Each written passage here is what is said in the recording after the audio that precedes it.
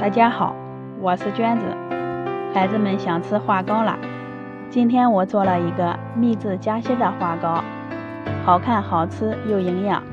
准备温水150毫升，加入3克酵母粉，15克白糖，先搅拌到酵母完全融化。这里是300克的面粉，用化好的酵母水和面，搅成面絮状，下手揉成面团。看我揉面这个力度，就知道这个面团有点硬，一次不容易揉光，中间可以醒上10分钟，揉成一个光滑细腻的面团。放在温暖的地方，醒化到2倍大。准备1块红薯，去皮洗净，切成薄片。红薯也可以换成南瓜，全部切完装到盘里，凉水上锅，水开以后计时，蒸上15分钟。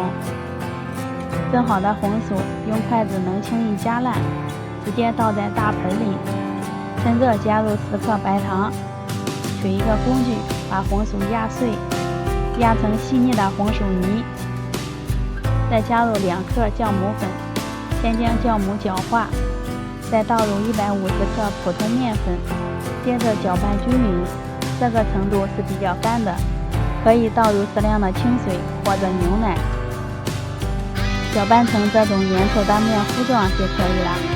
盖上盖子，醒化到2倍大。准备一把红枣，洗净去掉红枣核，然后切碎，带点颗粒状，吃起来口感更好。我又准备了一把葡萄干，也给它切碎，都装到一个碗里。倒入40克红糖，放入一把水芝麻，15毫升油，2勺普通面粉，把食材搅拌均匀。红糖的用量可以依自己的口味增减。拌好的馅料吃着又香又甜，先放一边备用。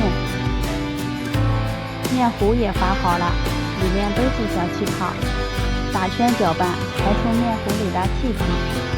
把白色面团放到面板上揉搓排气，再搓成长条，用掌心按扁，擀成长方形的面底，厚度约0.5厘米就行了。在中间铺一层红糖馅料，馅料可以多放一些，不平整。红薯面糊用筷子夹出来，盖在馅料的上面，看均匀。掂起面皮2边，把口捏严实，防止馅料漏出来，做成一个长方形的生胚。光滑的一面朝上，放入蒸锅中，盖上盖子，2次醒化20分钟。生胚变得胖乎乎的，用手按一按，立马回弹，说明醒化好了。开大火烧开，蒸上35分钟。关火之后焖上5分钟即可开盖，稍微放凉，用刀慢慢的划下去，切成片状。看一下里面也很漂亮，好看又好吃的花糕就做好啦。用手捏一捏，立马回弹，不仅外观好看，也特别的好吃，口感丰富，味道香甜，松软好消化。